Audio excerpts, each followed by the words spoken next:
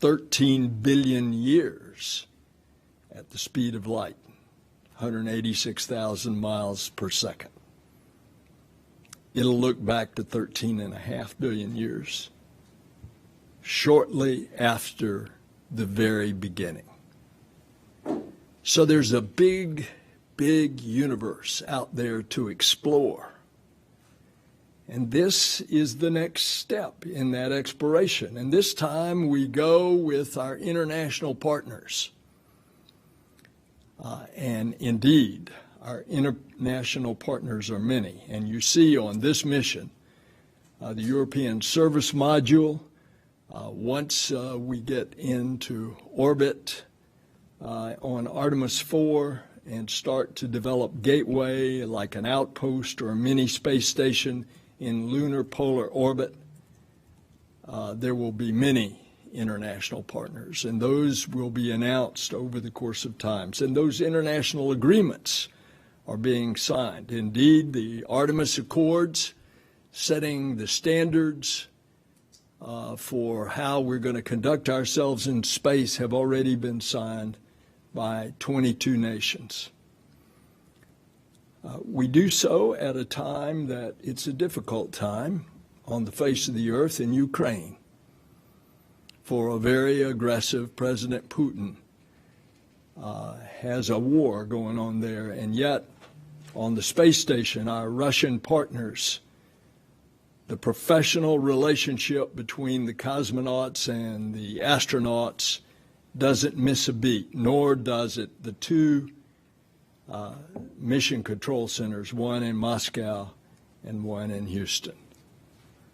Indeed, in just a few weeks, an American astronaut will launch on a Soyuz, and in a few more weeks, a Russian woman cosmonaut will launch on a SpaceX as part of the integrated crew that is necessary to operate the space station. This mission goes with a lot of hopes and dreams of a lot of people, and we now are the Artemis generation. But one of our special guests here 2 days from now will be General Tom Stafford, the commander of Apollo 10. It's no longer the Apollo generation. It's the Artemis generation. And that brings new discoveries, a whole new world of discoveries. And those discoveries are being made now by the people on this panel. And I want you to meet Dr. Bhavya Lal. She is one of the smartest people in NASA. So let me turn it to you, Bhavya. Thank you, Administrator Nelson. As Jackie said, I think about strategy and policy issues at NASA. And it's an honor to be here to be talking to you and on the stage with these amazing people. With the Artemis 1 launch on Monday, NASA is at a historic inflection point, poised to begin the most significant series of science and human exploration missions in over a generation. We are making sure that the agency's architecture for human exploration is grounded in a long-term strategic vision, that of sustained U.S. presence on the Moon, Mars, and throughout the solar system. This vision is influenced by three external factors in particular. First, incredible growth of capabilities internationally and in the commercial sector that offer an expansive array of collaboration opportunities. Second, robust and growing geopolitical competition that Senator Nelson mentioned that will affect all of our nation's space activities.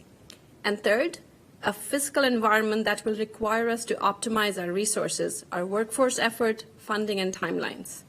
Buoyed by these opportunities and in discussion with industry and our international partners, NASA is working hard to establish a technically and politically resilient architecture for our long-term exploration efforts. The architecture has four interrelated components. The first component is transportation and habitation. We would like to develop and demonstrate an integrated system of systems to conduct a campaign of human missions to the Moon and Mars, living, working, and conducting science on lunar and Martian surfaces, and a safe return to Earth, of course. I want to point out here that space nuclear propulsion is a key foundational capability of this transportation pillar. Nuclear propulsion will enable not just human missions to Mars, but also scientific missions deep into the solar system. And it would not be an exaggeration to say at all that the ability to develop and use nuclear propulsion safely, securely, and sustainably is vital to maintaining our global U.S. leadership in space. The second component is infrastructure. We would like to create a lunar utilization infrastructure such that U.S. industry and our international partners can maintain a continuous robotic and human presence on the lunar surface for a robust deep space economy without NASA as a sole user, while accomplishing Mars testing and science objectives. A third critical component is operations. We would like to conduct human missions on the surface of and around the moon, followed by missions to Mars. Using a gradual built-up approach, we would like to demonstrate technologies and operations to live and work on a planetary surface other than Earth. Last and absolutely critical is science. We would like to conduct science on the moon and in cislunar space using integrated human and robotic methods to address high-priority questions about the moon and demonstrate methods for future science by astronauts beyond the Earth-Moon system. My rockstar colleague and Director of Exploration Systems Directorate, Jim Free, can elaborate on how we plan to execute on this architecture. Suffice it to say that through our human exploration efforts, we seek to imagine and create first ever missions and approaches that showcase American ingenuity, pioneer new science and technology, improve long-term affordability, reinforce U.S. preeminence, improve life on Earth, and address critical national challenges.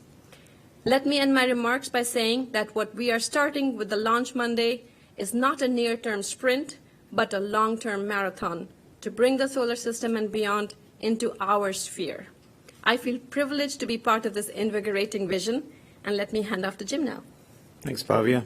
Good afternoon, everybody. It is really a great honor to be here with all of you and with the folks on this panel, especially my mission directorate colleagues and friends, I think I could say that, and to be part of the Exploration Systems Development, what we're trying to do globally, and frankly, to be part of the Artemis 1 team is a great honor for me. If I could have the first slide, please. We do have a beautiful vehicle out at the pad today, although at one point you couldn't even see it. It was raining so hard. We have a launch team and an ops team and a recovery team that are rested as those folks can be with the hard work they've had and the excitement they have ahead. We did have our L-2 mission management team. You heard about that today. And the vehicle is so attractive, it got a nice lightning strike to our Lightning Tower number 2 today. I know some of you have heard about that. I looked at my phone as close to 2:30 as I could. I told them I was coming on here. It looks like it was a low magnitude strike. It has the potential to have crossed a threshold, but the teams are looking on it. As you can imagine, a lightning strike, there are a lot of nuanced parts of a lightning strike analysis that you have to do. So they're working through that now. I'm sure they'll get an answer out here this afternoon. So still work ahead, but we did do call to stations today, as you heard earlier. So it is exciting. And this first mission is our first test of our deep space transportation systems before we put crew on them. It is foundational in that sense that we need to learn about the vehicles before we put crew on them for Artemis 2. It also sets us up long-term at the moon and on our Artemis campaign going to Mars. I love the way the administrator started talking about Mars. But as you've heard over the course of the briefings this week, this is a very risky mission. We have, I'll say, simple but aggressive objectives. That is to get the vehicle into orbit, in orbit, and back home, and understand how the systems operate. We need to understand how the heat shield performs on its reentry, and we need to recover the vehicle. All of those things are our objectives.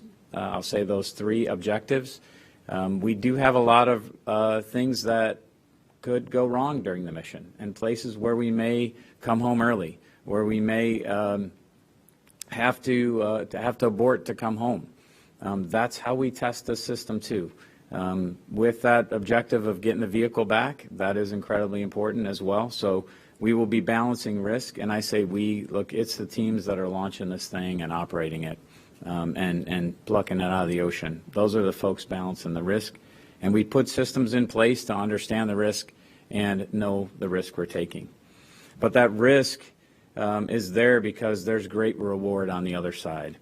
Going to the moon, studying the environment of the moon, what you can learn by staying there longer, and developing those capabilities we need on the lunar surface and in orbit around the moon, it's very much worth that.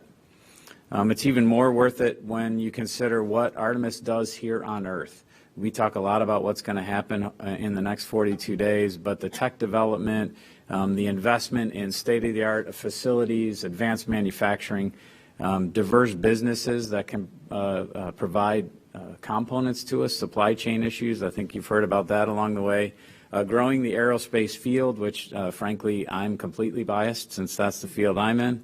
You know, that new generation of workers that are going to be inspired by seeing that rocket fly and that capsule fly and come home, I think will generate as much as the Apollo generation did. That long-term presence, economic benefit, and really that thirst for science is what makes Artemis different. And we have put science in from the very beginning. I actually got interviewed for Science in Seconds today. I was very honored. I said probably I could speak seconds about science, but the science is what we're doing from the beginning. Dr. Zurbuchen will talk about some of the science on this mission and how we're really planning to get that central to our architecture in the future. The next slide, please. You know, as we develop our architecture, sorry, I have to see the slide. As we develop our architecture, as I said, science in mind, right? We're starting with our rocket, our spacecraft, and our ground systems that get us there. Next slide, please. Gateway, our gateway in orbit around the moon has science being built for it today by the Science Mission Directorate and our international partners. It's our transfer point, our staging area. The landing system that's going to put boots on the surface for us in development today. The rover that will take the astronauts out to the science sites, both pressurized and unpressurized rovers. The suits that they use to navigate through the surface and pick up the samples to bring home. We'll design each of those elements with science in mind. As more science equals more learning about the moon, how it formed, how we can stay long term, and how we move on to Mars. And as we learn about the moon and build out our lunar presence, looking at our systems going to Mars, we'll develop capabilities at the moon that will enable those things to happen. We need the transportation, the habitation, the things that Bhavya talked about that we're putting central to our objectives. We're going to be sustainable this time. That doesn't mean we're staying 365 days a year. It means we're going to be able to stay for 30 days and help enable others to stay there while we're not there. But the important part of this is we're going for all humanity, and we're going with all humanity. The more nations and companies at the moon, the more we learn, exponentially increasing our knowledge base and capabilities while strengthening things right here on Earth. Our campaign, our Artemis campaign, is encompassing, and we're excited to kick it off with the launch of Artemis 1, and thankful for you all to be here and online today. So with that, let me hand it over to my closest colleague up here, my one that I'm completely close to here, Kathy Lueders. Thank you, Jim. It's really amazing to be, part of this Artemis team. I'd say everybody here on the dais here is part of our Artemis team, and here representing the broader team that's out there really getting all this work done. And I'm going to jump into my first slide. What's important is this team's been getting ready for a while. You have to really prepare and learn to be able to get ready for the mission that's going to be going off this Monday. and we're preparing for the missions coming up. And so here's a great picture of Kate Rubens. Kate Rubens is at the ESA's Pangea training course in the volcanic area, the Spain's Canary Islands. It's another example of the teamwork that the administrator talked about. Here we're working with the ESA folks on how do we get ready? How do we go figure out how we're going to go establish the procedures and processes to be able to go do the science that Jim talked about. Next slide, please. Here's another one of my favorite pictures because it shows not only do we have to figure out how to work on a surface, which is what Kate and the team were doing, but we also have to figure out how to live and work in space, because as we're going and living around the moon and on the moon, we have to figure out how to work in these different gravitational fields and be able to have processes to be able to take care of the humans that will be doing those missions. And so the International Space Station, like the administrator said before, is a place where international teams work together, just like we will need to have international teams working together and operating together in the future. You know, if you see there in the pictures, there's one of my favorite things as an ex-New Mexico person, a hatch chili, and you got to figure out how to have food in space to be able to live and work for length of time in space. In addition, in the last picture you saw, you know, Scott giving himself his own flu shot. And so that's another thing we're going to have to figure out how to deal and be able to take care of our crew members, and all the learning we're doing on the International Space Station right now helps us do that. Next slide. This is a picture that's a great example of the collaboration across NASA. This is us doing our upgrade of our iROSA solar arrays, which were actually started with our space tech brethren over there, and thank you, Prasun, because the technology that was developed and is being proven on the International Space Station is also being carried forward into the Gateway. And so it's another place where we're continuing to, as a team, develop, mature, and use across the different platforms that we have for us to be able to live and operate in space and do the science for Thomas's group over here to be able to accomplish the mission that we need to have. Next slide. I tell everybody, I said, you know, without comm and data and commanding and everything else going back and forth, we don't get the critical science data. We can't command the vehicles that keep our crew members safe and be able to get things done. And so there's a whole international group of antennas and ground stations and processing facilities that are going to be supporting this mission and providing critical capabilities to be able to conduct and monitor and collect the data on the hardware that we're going to be flying. That data is very, very important for us to learn from and then be able to apply to the next part of the mission. It's also very important to be able to collect the data from those science experiments that we'll be doing, that Thomas will be talking about. And next slide. So we've got a lot to learn before we go figure out how to live and work and around the moon and on the moon. And all that will be helping us then to be able to further apply that learning, because it's going to be even tougher for us to be able to go live and operate on Mars.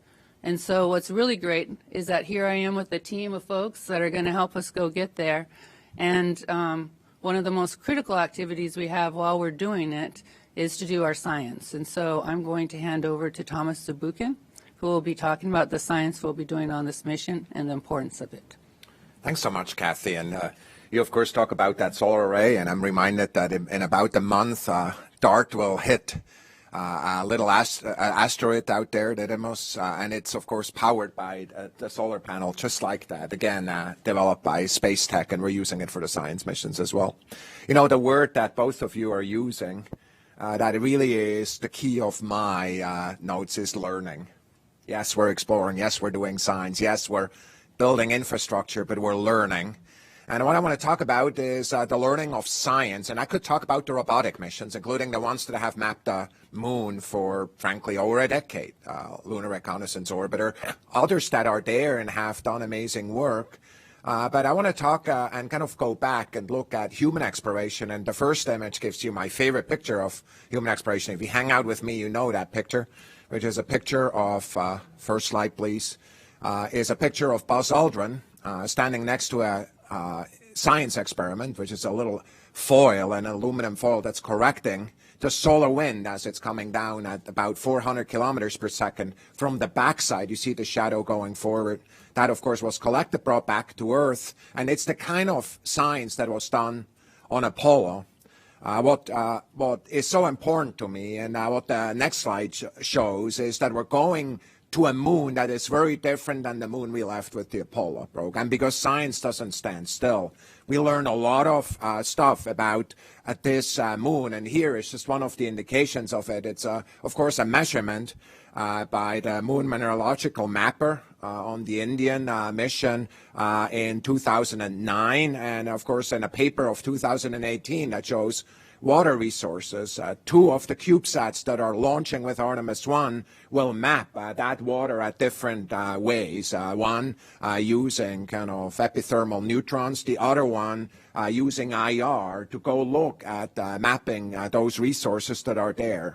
It's those resources, of course, that are really, unexpected, kind of in the picture of the moon that we had in the past. Another element that is so important in the science that is done is indicated on the next slide, please, where we see one of the researchers who has built an experiment, in this case with yeast, that is out there, and the yeast being actually primed to be very sensitive to the radiation that is there. You, of course, remember that the radiation away from the Earth, away from low Earth orbit, is different, the space radiation, than the one here, because, of course, there's a magnetic field that deflects a lot of the radiation that's coming down, and much of the radiation does not come up, right, because the radiation, space radiation, is not coming through the Earth. So it's a lot more radiation as you go beyond that, the radiation our astronauts will, of course, experience as we go there. And it's those experiments, of course, 70% of the DNA of yeast is very similar to the Earth, so we can learn about this as we bring these back. There's not just yeast, there's other algae, other kind of biological agents that are up there for us to learn about radiation damage. The most important part, though, is indicated on the next slide, which is the future. And I want to tell you, when I think of this is an artistic image, of course, of an astronaut on the surface of the moon, and there she is, and lunar regolith is through her hand as she is there, and what we're thinking about, of course, is the lunar landers that perhaps supported that, the overall artificial intelligence, perhaps even a ground team on the ground that actually, with the enhanced comm that you just talked about, Kathy, will provide information that's there. So you say, well, that's nice, nice fantasies. No, that is what our decadal strategy of planetary science and astrobiology has told us to do.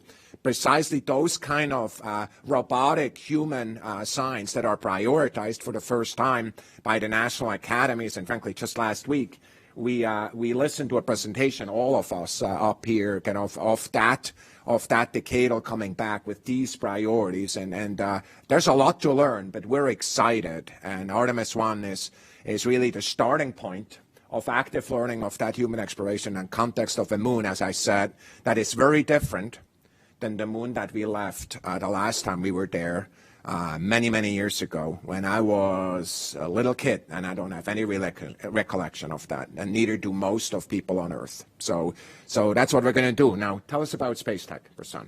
Thanks, Thomas. Thanks, Thomas. It is a great honor to be here at the Kennedy Space Center for this historic launch. The Space Technology Mission Directorate, or Space Tech, as we go by, shares everyone's excitement for this mission, which is kicking off Artemis and many more robotic and human missions to come. We in Space Tech use our portfolio to develop technologies needed to go, land, live, and explore on the moon and Mars in collaboration with industry, academia, and other government agencies. One of these industry collaborations resulted in the technology that will be flying on Monday. First chart, please. Pennsylvania and California small businesses, Bally Ribbon Mills, and Advanced Applied Composites San Diego, led by NASA experts, developed a one-of-a-kind, robust, multifunctional material for the spacecraft heat shield. Here you see an image of the equipment weaving that material for use on the Orion space capsule. They worked with STMD or Space Tech to mature, test, and deliver this woven thermal protection material for Artemis 1. Next image, please. Lockheed Martin used the material for Orion's heat shield compression pads. Here's a close-up look of what that looks like. If you go to the next image, please. On various locations around the surface of the outside of the aeroshell, as well as to insulate and protect other parts of the spacecraft. These are just two examples of small businesses supporting our next steps in human exploration by implementing new technology. We also will work with industry to support technologies in the areas like excavation, construction, in situ resource utilization, and power for the Moon and Mars. This past week, we announced awards for 3 companies to create prototypes for vertical solar array systems to provide continuous power near the Moon's south pole. We're also working on approaches to develop power through ongoing fission surface power collaborations with the Department of Energy. This work will yield modular fission surface power systems designed for the Moon, and we also plan for this technology to power our exploration on Mars in the future. Exploring Mars will require additional suite of new technologies. For instance, we recently announced a collaboration with the company Microchip Technology to develop a next-generation high-performance spaceflight computing processor. This processor will have 100 times the more computational capacity of current spaceflight computers and advanced fault tolerance, enabling the complex computations we need for future Mars missions and other places in the solar system. STMD is fostering technology to get humans to Mars and land on the surface. We're working with industry to mature nuclear propulsion technologies which could provide the power and the speed we need to get crewed spacecraft to Mars in a shorter time frame. Once we arrive, landing on the order of 20 metric tons on Mars is also a challenge. Can we go to the next image, please? Our LARFTED mission will demonstrate an inflatable aeroshell technology that could help land crewed missions on Mars. It is slated for launch in the beginning of November for a demonstration here at Earth. We're also demonstrating precision landing technologies like navigation Doppler LiDAR on the Moon under the Commercial Lunar Payload Services Initiative, or CLPS program. Across all our focus areas, CLPS flights will will help us demonstrate the technologies that can be used on the Moon as well as Mars. A number of these technologies have already been started to be developed on the Perseverance rover and demonstrated. Precision landing capability when Perseverance landed, and currently right now on Mars, we're converting the carbon dioxide oxygen from the atmosphere to oxygen that we could use for either refueling our spacecraft or breathing for future human crews. In closing, I want to acknowledge and thank every individual, business, and supplier that is helping to make Artemis and beyond a reality. Together, we are charting the path to the Moon and Mars through thousands of businesses and hundreds of towns across this country that are part of this endeavor with us. Thank you. Thanks, Prasun. And before we hand it over to Randy, we have a message from Jessica Watkins on the ISS. Hi, I'm NASA astronaut Jessica Watkins on board the International Space Station, flying 260 miles above our planet. From here, we have a tremendous view of our planet. It gives us great perspective on Earth itself, but also on the amazing accomplishments humanity can achieve. The space station has been the place where we've learned what it takes to live and work in space and how to keep astronauts healthy for long periods of time. So many of the things we do on the space station are giving us the knowledge, technologies, and tools we need for Artemis missions to the Moon and for our human missions to Mars and beyond in the future. To me, exploration is about pushing the limits of what we're capable of. As someone with a background in planetary geology, I'm really looking forward to all the science we will conduct on the Moon. The samples we'll bring back, the knowledge we'll gain from understanding the lunar environment better than we ever have before. I'm also looking forward to the surprises, the things we'll find or learn that we don't know about yet. Our Moon to Mars exploration efforts are for everyone. We'll be watching the Artemis 1 launch from here on the space station along with all of you. Good luck to the Artemis team, the Space Launch System, and the Orion spacecraft. Thanks, and now Randy, she's teed it up for you. Well, there's a saying in the space business that you never want to be a speaker that follows the astronaut. And I'd like to say I have to kind of add to that, you never want to be a speaker following the astronaut that's speaking from space. But as representing the implementers and the operators of all the science and exploration efforts you've heard this distinguished panel of NASA leaders discuss, NASA's Astronaut Corps has been involved every step of the way. Embedded in the programs and the directorates, we're there to share our spaceflight experience and expertise in the design and development of these spacecraft, because ultimately we represent the people and the humans that will be on these vehicles that are going to be making these missions to the moon and then ultimately onto Mars. And so a lot of the progress recently has been on the hardware, and certainly Artemis 1 being an uncrewed flight represents that hardware. But the human presence has been involved along the way, because that is the pathfinder for our next mission, which is Artemis 2, which will send humans out beyond low Earth orbit for the first time since 1972. And so everything we're doing with Artemis 1, we're looking at through the lens of what can we prove out and what can we demonstrate that'll buy down risk for the Artemis 2 crewed mission. Certainly, as Kathy Lueders mentioned, we're training our crews through Earthbound analogs, space analogs, as well as ones that are, taking the ISS, that incredible, space exploration test bed, and using that for analogs as well as testing hardware. One example of that hardware is the fact that we know that Artemis is the sister of Apollo, but the twin sister of the toilet is going to be on Artemis 2. That's over in the ONC, is up on the ISS right now, getting tested out and learning more about it before we actually fly it on the Artemis 2 mission. And so that's a great example of that. And so we have an incredibly diverse astronaut office and astronaut corps, in both terms of people and as from their experience. And we're able to harness all those skills and talents and wide variety of them. Planetary geologist to military test pilot. That's just one example of two people in the office. But we've got astrophysicists, we've got educators, we've got medical doctors, we've got engineers, of course, and even a veterinarian. And so we're using all those talents to be able to go out and do these exploration missions that are going to be taking place very soon on the moon and ultimately on Mars. So thank you. Thanks, Randy. And now we want to hear from you all. So for folks in the room, if you have a question, if you could raise your hand. As a reminder, for the folks on the phone, if you could please press *1 to get in the queue. And online, if you could use #Artemis. First up, Marcia Dunn with AP. Marcia Dunn, AP for Mr. Free. I was hoping you could explain the 2-year lag between Artemis 1 and 2. What's driving that? And if this test flight goes really well, can you push up the next flight and make it sooner than 2024? Yeah, so there's a couple. There's just the development of the vehicle. So the Orion crew module for Artemis 2 is fully outfitted with all the environmental control and life support systems that we need for the crew.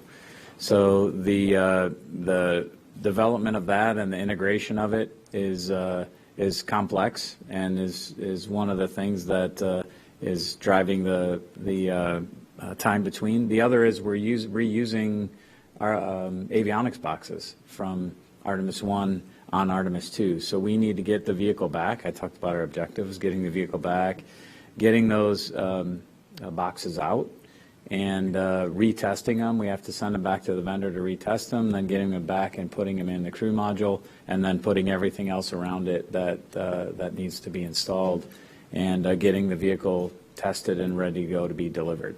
So, and the stakes are really high for that mission. So we're going to take our time and do it right. So as Artemis 1 has slipped out, that's driven some of the Artemis 2 schedule as well. But those are the three things that link it. So can we pull, I'm sorry, the second part of your question, can we pull it up sooner? I think what I'd say is we're going to get through Artemis 1. We're going to learn a lot on Artemis 1. So I could not stand up here and say, hey, let's pull it in. We're going to take some time to go through the data we find on Artemis 1 mission. And, worst case is we might have to make a design change. But the best case is we're going to do the right thing to keep one of the folks down at the end of the table, they're safe when they fly on it. That'll be our most important thing. So I don't think we'll pull it in. Thanks, Jim. Lauren Grush with Bloomberg. Hi, Lauren Grush with Bloomberg. It's the first time I'm saying that.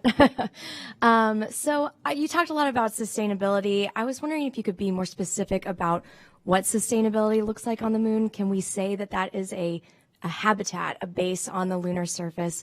Ultimately, how do you envision people living and working on the moon? I'll start. Anybody else can add in there, since I think I said sustainable more than anybody. It's really what I said. We want an infrastructure on the moon that we can rely on when we go. So you talked about habitats. There's other things on there that we need. We need landing pads. We need communication systems. We need distributed power. So it's not really just about, hey, we're going to go and stay and set ourselves up for 30 days. We want everyone to contribute to it, so commercial entities, international partners. So the sustainability is we can go, anybody else can go, and we can stay for longer durations. That's really how I think we look at the sustainable piece. We can't do it all ourselves.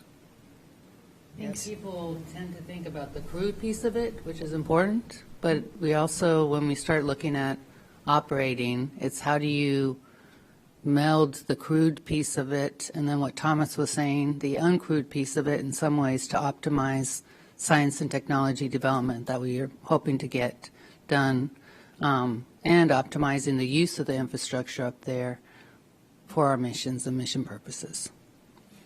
I will also add to that, in space, what we'll plan to do is in situ resource utilization as well, to live off the land in essence, so we can get a lot of consumables from the environment there in the soil or the water that we believe it's there. We will use that to create a sustainable future as well. Chris Davenport with Washington Post.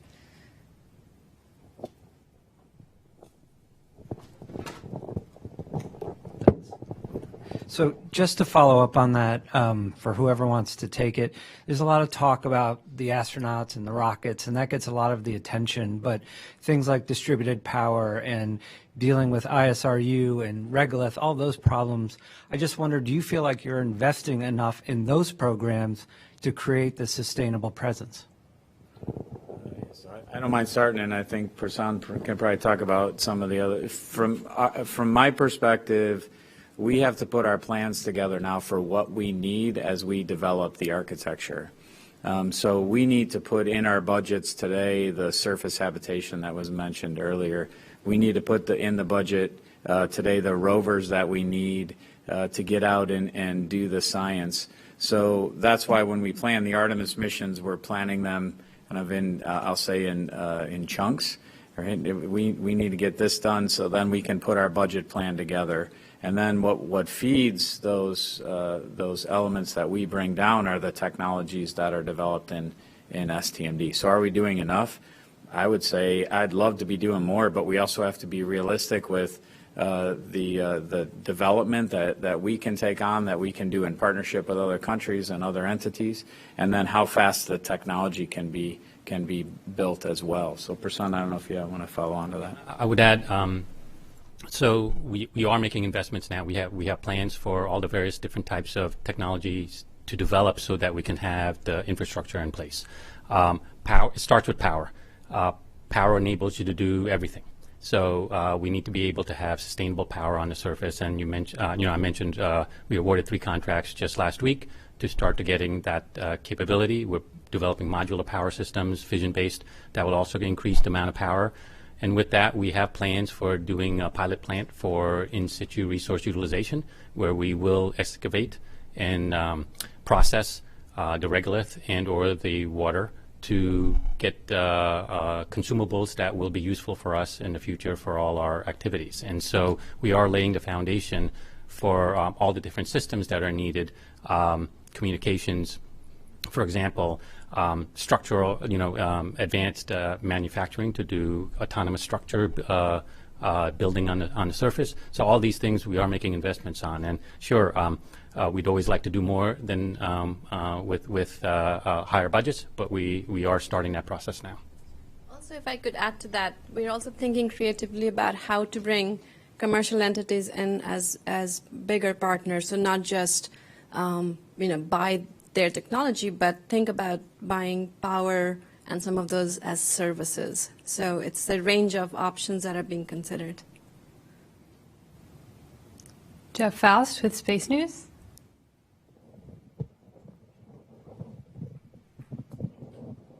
Hi, Jeff Faust, Space News. Question for the administrator. When you were in the Senate, you helped craft the NASA Authorization Act of 2010 that directed NASA to develop the SLS that's now sitting on the pad at 39B. That bill directed NASA to develop it by 2017, and it's now 2022. From your perspective, what sort of lessons can NASA take away from that extended development of SLS and apply them to future elements of this Moon to Mars architecture so we don't see similar delays in the future?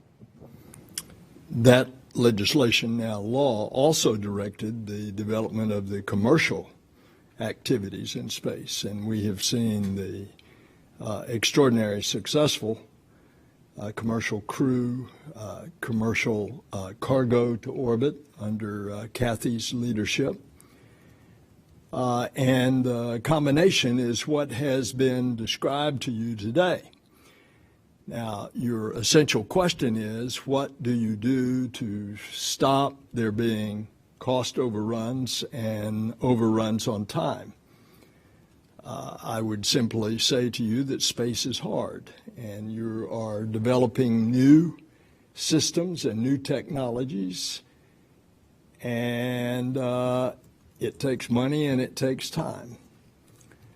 Need you look any further than the extraordinary instrument we have 1 million miles from Earth, now taking pictures of the universe, looking back in time. So what we are doing in the future to try to stop some of these cost overruns, we are simplifying the system. We are taking, for example, 16 contracts and combining them into one, so that we have one area, that one contractor that is responsible for all the subs. We're implementing a program office for Moon to Mars so that we can have better coordination there. We're trying to do all of these things and at the same time do space. And the proof will be in the pudding. But right now, we're on the cusp of something that is pretty great. And it's been described to you from this panel, and you have been seeing it out there, and the hopes and dreams are on that pad, 39B, right now. Next, we're going to take a question from the phone. Christopher Kokonos from Astronomy Magazine. Yes, hi, thank you very much, and good luck on the launch. I do want to ask Administrator Nelson a question from sort of the devil's advocate or critical side, and that has to do with the cadence of Artemis. And as you all know, Apollo had many, many more test flights of the Saturns and the different modules before even attempting a landing, and Artemis's cadence is much faster before landing in a rugged and thermally challenging polar environment. So I'm just wondering if the administrator can answer back to those who think Artemis cannot or should not move this fast and try to land on the third mission. What do you say to those who think the Artemis cadence is maybe too aggressive? Thank you, and good luck. Thank you. It's two different times. That was 50 years ago. Look at the advance of technology. I have ultimate trust in these people up here to know exactly when we should launch, and that's why this is a test flight. And as Jim Free said, this thing's going to be stressed and tested in a way that we wouldn't put humans on this. That's the whole purpose of the test flight. He has three main objectives, one of which you can't test in a lab. You have to bring it back hot and fast to see if that heat shield is going to do what it's designed to do. So that's the difference of 50 years of technology and techniques and computing and all the advances that go into this. But when you get right down to it, space flight is risky business. And we accept the risk because there is great reward. To do less is to deny ourselves and our identity as the American character. Irene Klotz with Aviation Week. Thank you. For Senator Nelson and anybody else who might want to chime in, what do you think at this point is the pacing item to get astronauts to Mars in the next 15 to 18 years? The timetable was set by President Obama. He said 2033. Each successive administration has supported the program, and the realistic time now that I'm informed is late 2030s, maybe 2040. Would anybody like to pick up on that?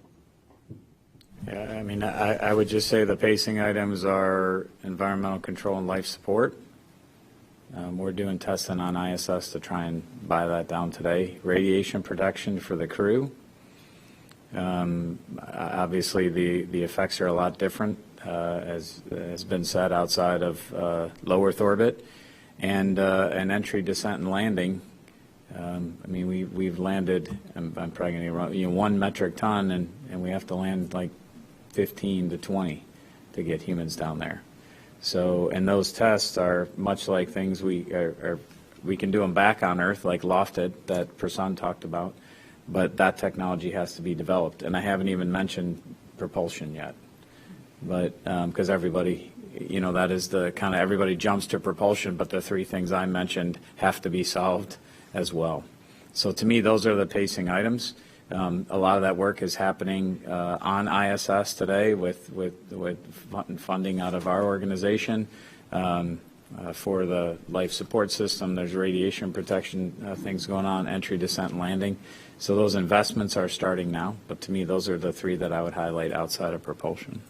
I think one of the things people don't think about is keeping the crew healthy, both physically and psychologically, for a 3-year tour, right? And when you think about it, it's why having these differential environments to be able to have crews be able to be on orbit, the International Space Station, land. We right now actually have the crew, as soon as they land, go do different activities to see what they can do after being on orbit and being under certain protocols, Irene, because if they land on Mars, they're going to have to do things when they land on Mars after this trip. And so, it's really, what's great about that mission is it's testing us on all fronts, human, technology, behavioral, and it's going to take us really advancing the state across everything, which is exactly what you want us to be doing. Thanks, Kathy. Thanks, Jim. Next up, BBC France. And Radio Canada, Frederic Castel. Can you tell us, you underlined the importance of the objective to land on the moon. What is precisely the schedule once you have achieved this first mission successfully? What is the schedule when you don't have Starship, which has flown once? Thank you.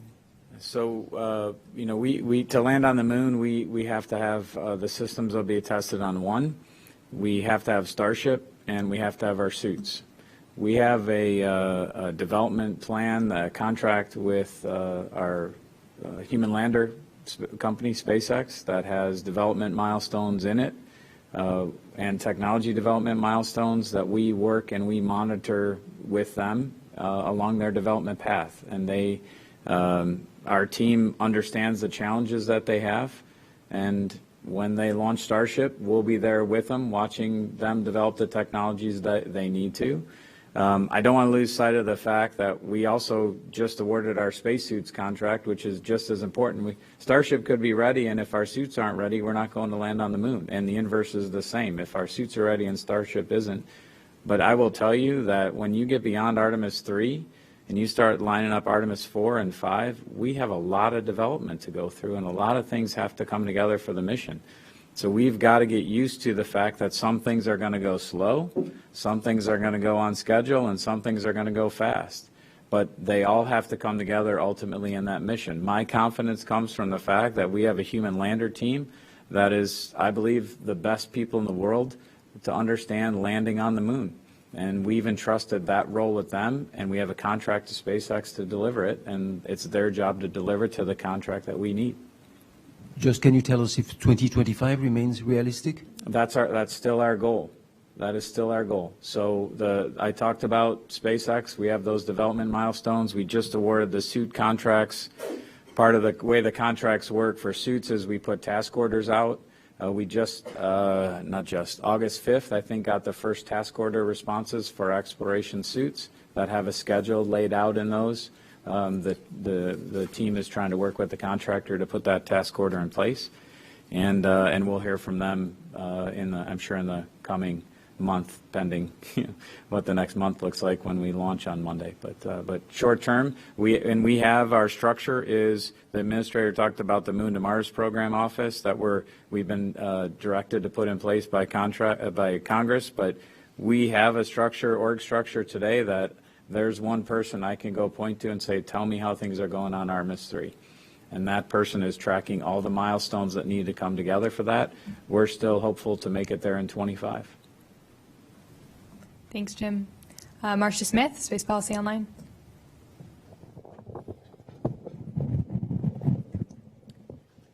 Hi, my question is for Mr. Nelson and Bhavya. When you're talking about the big strategy, the Moon to Mars strategy, doing this in 18 years, I'm curious, how do you balance the interests of the people who just want to get to Mars and worry about getting stuck on the moon, and those who really want to get stuck on the moon because they think there's a lot of stuff to do there and they want a sustainable presence? How do you balance that? How do you come up with a cadence of missions that's affordable and politically saleable and all of that to satisfy both groups?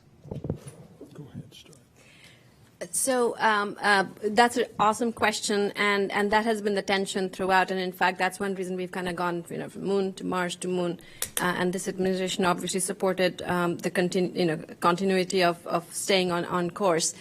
I think what we have done is, and we are continuing to do, work with our industry partners, the international partners, to develop a series of objectives. In fact, about 50, and it's under development and fine-tuning, and those objectives emphasize both Moon and Mars as targets. They are well integrated, and they demonstrate how doing certain things on Moon help us get that extensibility to Mars, and that's kind of how we are striking that balance. It is never Moon or Mars. It has to be Moon on the way to Mars. Mars is the horizon goal. NASA's goal is to continue to push the horizons, and Mars is the horizon goal. I don't know, Senator Nelson, if you'd like to add, or Jim? And that's the legacy of the Biden administration. They have not ramped it up another notch. It's not just to the moon, it's to the moon, then to Mars. And that's what has been explained to you today. And that's how we're going to continue. You heard some of the exciting stuff that they're doing in space tech in order to prepare us. Jim mentioned that propulsion is a key, because if we go at present propulsion, it takes such a long time to get there, and then the planets are out of alignment. You've got to stay on the surface for such a long time for the first flight. You get a faster propulsion, you can go there, stay a few weeks, and come back. So all of this is working together. There's kind of a practical necessity to going to the moon before Mars. You know, you take Apollo, and it brought back lunar regolith, and we found out how jagged and broken and destructive that was to mechanical, you know, things in the spacesuits. And, you know, our science folks, you know, with these incredible rovers we have on Mars, we know what that environment is pretty much like. And it's not as difficult as the lunar surface in terms of the mechanics of our rovers' wheels and our gearboxes and our spacesuits and things like that. And so if you think of going to the moon as, you know, a camping expedition, and Mars being a further out camping expedition, you're not going to go out to the Alaskan wilderness with just going to the sporting goods store and buying a tent and getting your boots that are brand new out of the box. And you're not going to go out to the Alaskan wilderness without having tried that stuff on yet, broken it in, make sure it works. You're going to go to some local place that's a little closer that maybe, you know, you can come back to pretty quickly, come back home if your shoelaces break or something like that. We're not going to have that option when we go to Mars. It's we take everything that we need with us. And so proving out all the logistics of the habitats and the hatches and the suits and the rovers and the wheels and all of that stuff, proving that out on the moon is just like Artemis 1 buying down risk for Artemis 2. It buys down the risk so when we go to Mars, we deal with the exposure of the radiation on the long term. We deal with the fact that we got to take all of our water and our food with us. And by taking care of buying down the risk of when we get there, the Mars, it's the risk of getting there and the amount of time it takes, not so much on the surface that our hardware will work the entire time we're there, however long or short that mission is. Thanks, Randy. Marina Corin, The Atlantic. Hi, Marina Corin with The Atlantic. Two quick questions. First, for the administrator, is this NASA fully officially committing to establishing a permanent base on the moon in this decade or early the next decade? Do you have a timeline for that? And for Randy, as the person here with the most spaceflight experience and a unique understanding of how missions get ready and when they are ready, do you think 2025 is realistic for an Artemis landing? Thank you. There's nuance in the answer to the question about a permanent base. Jim has given you that nuance. Doesn't mean that we are there every minute of every day. We're talking about upwards of 30-day missions, but he said there might be another mission going on at the same time. Also, we've got activities going on Gateway. It's not a permanently human presence on Gateway. It's more of an outpost, and yet it could be, and there could be all kinds of new things that we're doing there. We don't know at this point what the technology is going to be on the spacecraft that's going to go to Mars, but it is possible that it could be assembled in lunar orbit and then go on its journey to Mars. Jim, you want to add to any of that? No, sir. I think you covered it really well. The other part is, you know, the permanence. That's what we're trying when we talk about habitation. And you heard Randy talk about the difficulty at the South Pole, and you've heard many folks talk about the lighting and just how hard it is. We have to decide. You know, putting one big habitat down, is that the right thing to do? Because can we get back to it the next year if we have a 2-week launch delay where we wanted to land to get to that habitat? The lighting may not allow us to do it. So maybe we land there somewhere else and drive the pressurized rover to it. That's what the architecture that's going to come out of the objectives that were talked about is really going to decide, is what is the holistic solution of how much we invest in a single habitat versus maybe a lot of different small campers, bigger than the tent. Randy talked about some small campers around as well. So those are the trades we're going through right now. And so is 2025 realistic, was the question. We're working as if it is. We have to. Otherwise, it ends up being an open-ended, you know, question that we never, reach. Was just out at SpaceX just this past week. We're with our HLS program folks and working in collaboration with them on Starship. And you look at the pace that they're working out there, And then you go, you can go online and see, SpaceX working down in Boca Chica where they're manufacturing these things. They're working towards that pace as well. And so that gives great hope that, if we're going to get there, we got the right partner right now for this first mission. We'll find out more in the next coming months because we just assigned that suit contract. And as Jim Free said, the suits and the Starship, the lunar lander, all go hand in hand. We can't have one without the other. So we'll get more clarity in the next few months how quickly our suits are going to be able to come up. But back to the earlier question about what's the difference between Apollo and now, back during Apollo, they didn't know they could do it. Everything they did was new. And we built every flight, and you didn't know if you had to modify the next flight because everything that was being proven on that flight, you didn't know if it was possible. With Artemis, we have the benefit of the technology and the experience since then, and we know we can do it. We just now have to find the right people to build it, design it, and then ultimately go out and fly it. Thanks, Randy. Hand it over to Thalia from the digital team to take a question from online. Hey, thanks so much. I've got a question from Twitter. We've already discussed how research in low Earth orbit has prepared us for lunar human missions. Can you explain how lunar research on the moon will prepare us for sending astronauts to Mars? I mean, I'll take the first shot and then have Kathy weigh in. I think first is we learned a lot on early shuttle flights and on ISS about microgravity and its effect on our systems. And things we spent years testing on the ground and then launched, and they had issues when they got to orbit. We're going to take advantage of the partial gravity on the moon to test out systems so that we know how systems on the surface of Mars in that partial gravity act as well. So to me, that's the big theme that we need to get to. Kathy? I think the other thing is working as an integrated system, working between a lunar orbiting platform and missions on the ground, along with rovers, during both uncrewed and crewed portions of the mission, working the communication networks that support that, integrating with power and distribution systems.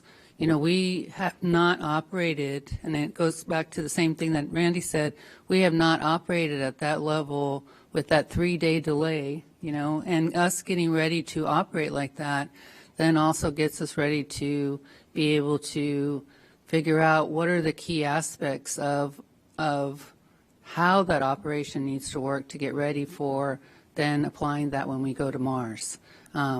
It's really, we assembled a space station in Leo, we learned a lot from that, and we're applying that learning to our assembly of the gateway systems. But this doing an integrated operational function between the lunar gateway and surface elements and coming back and doing that whole choreography, it's going to be an amazing challenge for our operations teams. You're in the second row.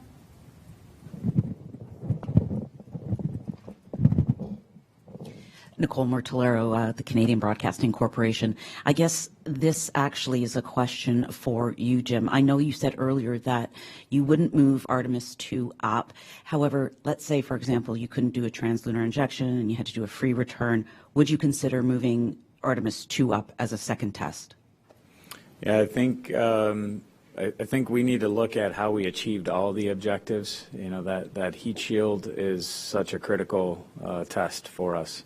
And if we don't achieve the objectives, we need to take a hard look at what that second flight's going to be because of having crew on there. So I think we'll look at each of the objectives and each of the systems and decide. We achieve all our objectives, right? Hey, we have good confidence that we're okay to put crew on it. That we can still keep our diligence in building the next vehicle. But I think the what ifs are for us right now probably hard to say. Would we turn that into a different test flight than we envision today? Right now, our belief is we're ready to fly on Monday. We've tested this vehicle on the ground as much as we can to get the data back that we needed, and now our best environment is in orbit, and to get it back and understand the data, and then see what Artemis 2 holds, and hopefully it holds launching for crew. Here in front. Sawyer Rosenstein with Talking Space. When it comes to Gateway, what are some of the main objectives that we're hoping to get from Gateway? And you were talking about the fact that there are portions where it will likely be without crew on board. Is there some research or anything that you're hoping to accomplish or that can be accomplished while it is just orbiting uncrewed? So I'll give you a brief answer and then maybe ask Dr. Zurbuchen to follow up. The advantage of Gateway is its position in the near rectilinear halo orbit, that we can access almost all of the lunar surface, and we have a constant communication back with Earth. So it allows us to get to any place we'd really like to go and always be able to talk to it. When it's without crew, I'm sure we're still going to be running systems, so we're going to get runtime on our systems and get some understanding there. But let me have Thomas talk about the science side of it. So the way we think about Gateway is both by looking at the outside of the Gateway, but also the inside of the Gateway. Both are research platforms, just like on the space station. We have on the inside of the space station amazing work going on by astronauts and some of the stuff remotely controlled from the ground, and then also on the outside. So on the outside, we're going to launch one of the systems with actually hardware already, science instruments already mounted to it, and it's going to be focused on radiation. Remember, one of the key challenges of Mars, a Mars trip, because of its duration, because its intensity, especially at various levels of solar activity cycle, is to manage radiation. So what we're going to do there is not only make measurements, but also develop software that help us kind of assimilate measurements from that platform into that forecasting system. That will be a technology that's essential as we go away from the Sun-Earth line, where all of our forecasting occurs now. So basically it really is developing capability also with other cross-agency partners to do just that. So that's going to be on the outside. We actually think that there's other experiments. We're actually competing them in a science mission directorate, kind of in our AOs, announcements of opportunities. Individuals can use the outside of the Gateway. One thing you could think about is gamma ray measurements, which are pretty rare, and you won't book big baseline, so it matters that you're away from the Earth for that. That's outside. Inside is a variety of measurements of the type, frankly, not modeled by some of the small payloads that I just talked about. It's really also there is looking at the different environment of space that is there, using that as a platform. We're really interested in learning how life evolves in space along all these dimensions, gravity being one of them, from 1G to 0. How we, on that axis, how biology works is, frankly, very hard on it. Like reproduction, how will it work on this axis? The other axis, of course, is pressure. There's radiation environments on a third axis and so forth. So we're really trying to kind of connect experiments both on the space station with the Gateway and other platforms that we're going to look at. So for us, we think the excitement is big and the whole science community taking advantage of this. When astronauts are there, we're really excited to work with them. That are there so often. That helps us accelerate. But much of the science that we're thinking about, frankly, will also take advantage of the Gateway when it's not inhabited at that particular time. Here in the first row. Thank you. Tarek Malik with Space.com. I think I have two short ones, one for Jim for clarification and one for Dr. Z. Jim, you mentioned sustainability beyond a 30-day mission to the moon and with NASA astronauts, and I would assume that some of that is robotic work like we see on the space station. But is there a concept for crewed flights, either international partners that have their own landing systems that would then use NASA assets on the ground, or even commercial partners with their own missions like we're seeing on the space station now? And for Dr. Z, you said it's a brand new moon since the astronauts left on the Apollo mission. And beyond water and in situ resource utilization, what else can we do now, scientists do now, with the moon to learn new secrets that we couldn't do for Apollo? Thanks. And talk about that. So, and again, what I'm going to do is quote the decadal back to me, because a whole bunch of scientists are a lot smarter than one scientist, including especially me.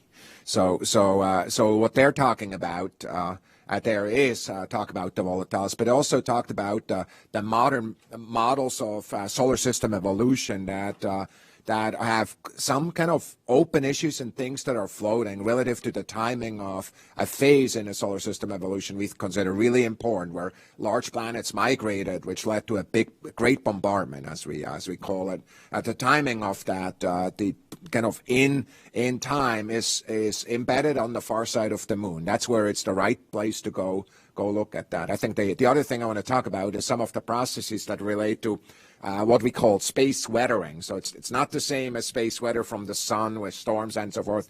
It's the series of interactions, both chemical and physical, that shape surfaces and let them kind of evolve in different ways. That's a lot more important now because we're looking at all these planets that are elsewhere and have their different kind of radiation kind of environments. And frankly, we believe the processes can be investigated best at the surface of the moon. Needless to say, also that in the decadal. Back to you now for your question. So don't follow an astronaut or a scientist. Two lessons for everybody today.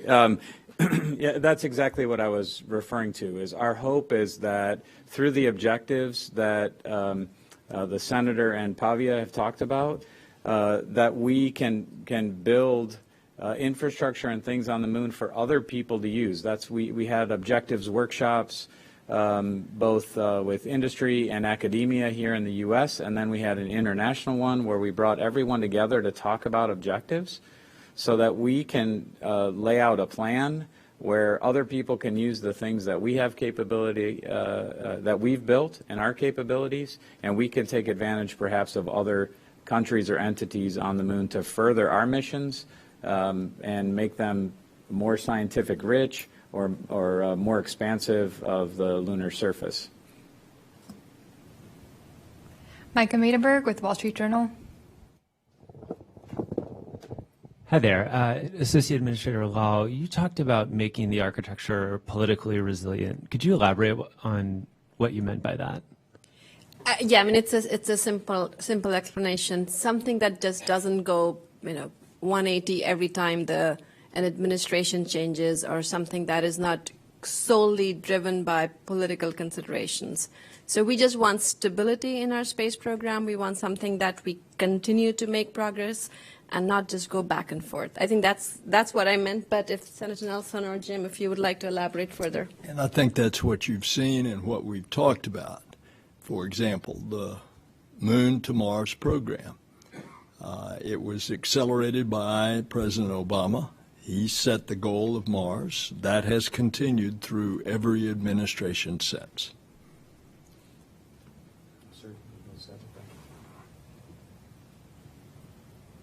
In the back row.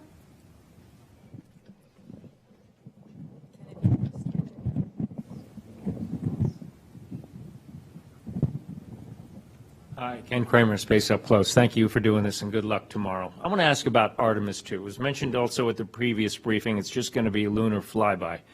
Why is that? Why don't you go more bolder? Why don't you go into orbit? Apollo 8, the first mission to the moon, went into lunar orbit. On this flight, you're going to be exercising the ICPS and Orion for weeks on end. Why not go with a bolder mission on Artemis 2? Thanks. I think launching humans to go around the moon is pretty bold. And I would tell you that every time we look at these, we try and balance risk. So the free return trajectory for Artemis 2 is how we balance risk. So when we come off ICPS on Artemis 2, we're going to fly around ICPS, really understand the handling qualities for the operators, the astronauts. And from our perspective, that is risky. 4 people in a new vehicle with a new ECLIS system is risky. Having the opportunity to get them home without absolutely needing the propulsion system and allowing for that failure, that's the free return trajectory. So for us, it's all about balance and risk. So when we add up all the risk on that mission, and we talk about objectives for that, our first objective is going to be getting them back. And with the changes we have in that Artemis 2 vehicle, we believe that the safest, while still having a lot of risk in the mission, the safest is to do the free return trajectory. Can I add to that? Just last month we celebrated the 50th anniversary of Apollo 16, and it was an event where Charlie Duke, got up and said he thought the Apollo 8 mission, that was the boldest decision that NASA has ever done, and even everything since then. And when you think about what Apollo 8 was, it was the flight after Apollo 7, where they actually put crew in the vehicle and flew it in low Earth orbit, and then they went to the boldly around the moon, which we had never done. Well, you think of Artemis 2, it's Apollo 7 and 8 combined. We will not have ever put people in the vehicle, as Jim was saying. And so that's why we're doing the high Earth orbit, to check out those environmental and life control system, check them out during that first 24 hours to make sure that we can do that TLI burn and commit ourselves to the moon. But I think that's pretty darn bold if it's Apollo 7 and 8 combined. And then we look at Artemis 3, which is going to be the combination of Apollo 9, 10, and 11 all in one flight. So NASA's going pretty bold, just figuring out where we put that risk. Here in the second row.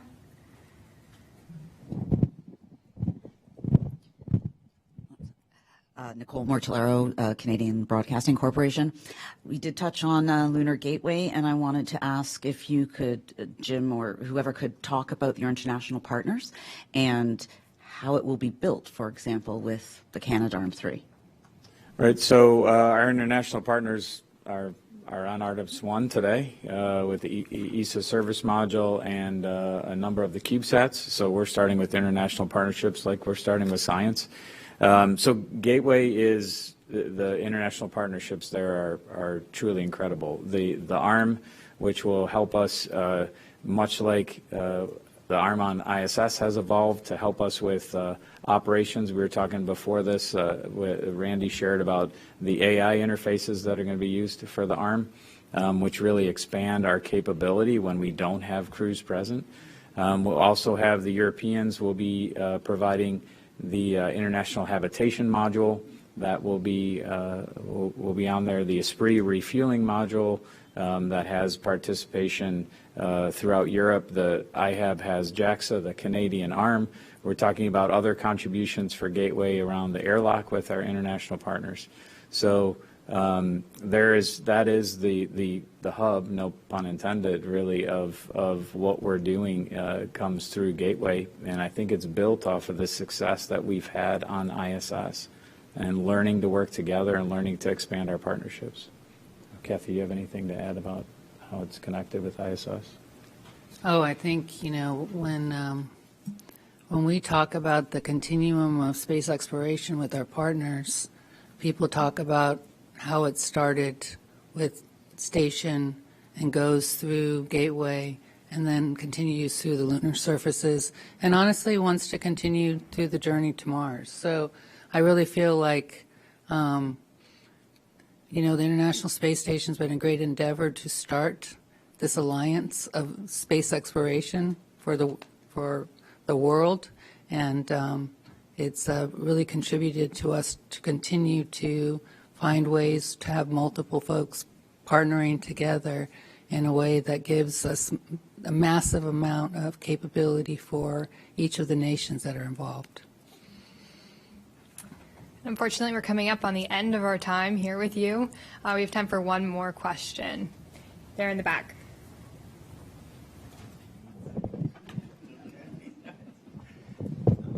All right, this question is for the administrator and also for Randy. Apollo was kind of short compared to 30 years of shuttle compared to this, which is, I know Moon to Mars is your office, but once you get there, at what point is this a new era, and to what degree does this go out? And once you conquer Mars, what does that open up for you? And really for the astronaut corps, I want to know, what is the approach of the corps to potentially going on these missions that might be, like the Moon is, you're there and back, and Mars is much longer. So I'd like to know, has anybody thought about that, spoken about that? And those are my questions. Thank you.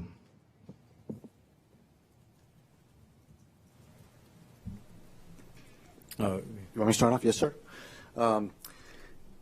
yeah, certainly being able to go there and come back to the moon, in 3 days away. Something goes wrong, we can hop in a return vehicle, go up to the energy show, and come on home. There's that big stretch where we go from having, this constant contact with Earth, maybe a little bit of time delay, but real constant contact, constant availability. You can send up, logistics modules to the gateway if we need more supplies.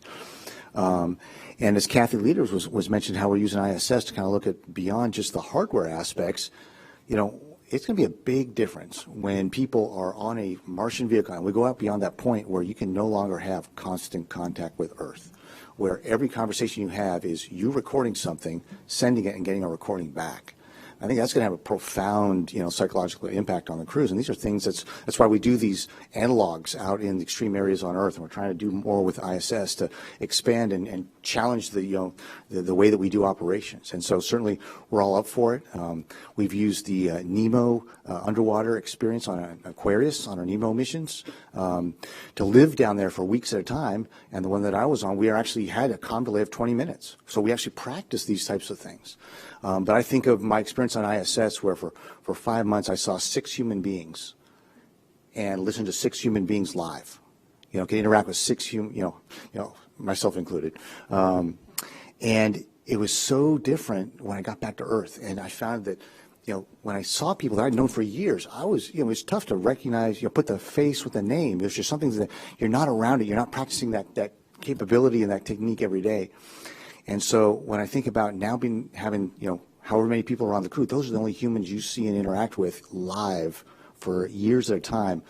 We better make sure that we have, pick the right crew, make sure they get plenty of opportunity to get to know each other and be confident and careful about how they deal with and take care of each other, but also allow the assets that are on board the vehicle and back home on Earth to prepare them and allow them to continue that mission when they do reach those things and those points where we have not been before.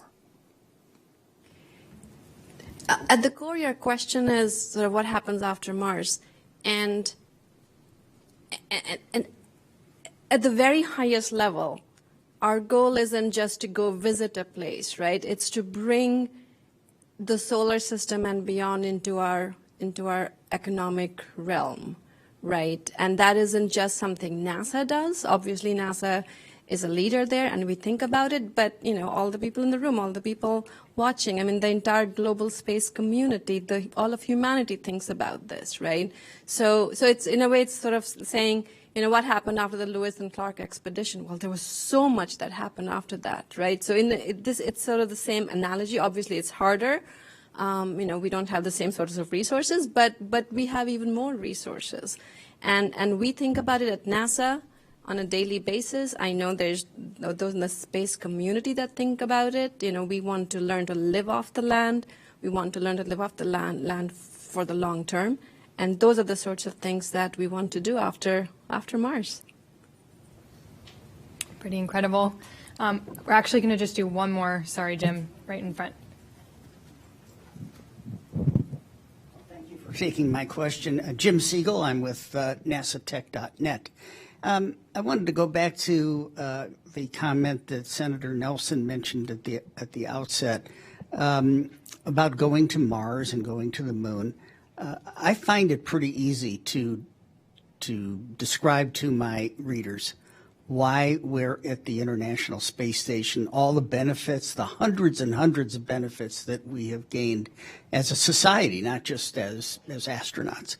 But I'm having a little trouble doing the same thing for why are we going to Mars, for example. I've heard that Mars has a lot of helium-3 and that can solve the energy crisis and so on. But without being esoteric about this, without saying, well, it's because Americans are leaders and kind of all of that, what would you tell the average Americans who might be sitting here right now? Why are we going to Mars? Why are we going to the moon?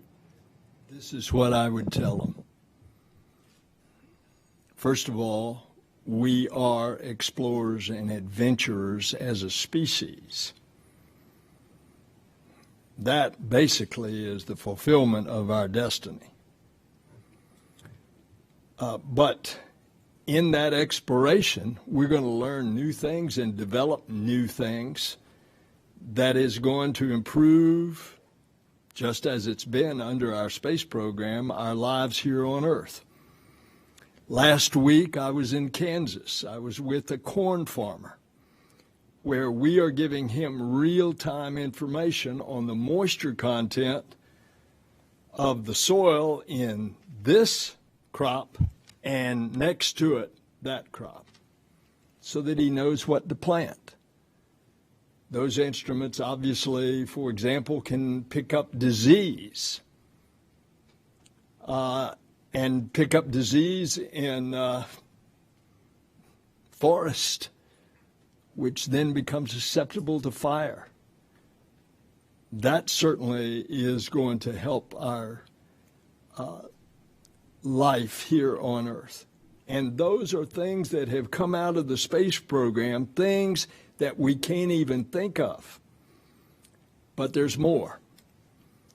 When we go to Mars in the late 30s, just think how much more we're going to understand about our solar system and about the universe as a result of things like many of our instruments out there, not in the least of which is the James Webb Space Telescope. We may have, by that time, found an asteroid that we don't have to protect Earth on, as we're going to try with DART in another month. But we may have found an asteroid that has valuable material on it, metals, that we could harvest. By 2040, we may have detected life elsewhere in the universe. And think what that's going to do in our yearning for exploration. So I can't answer specifically the question, what happens after Mars? I just know that we're going to know a lot more between now and then. And our discoveries and our exploration are going to continue. And the apt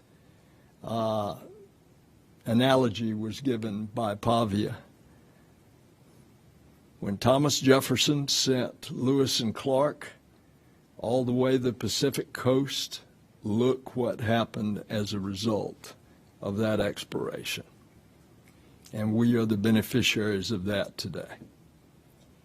If I could add one more thing to that, completely 100% adding to what Senator Nelson said, soft power benefits, right? I mean, we are not going alone. Jim, Thomas, everyone talked about, we are going as a global alliance.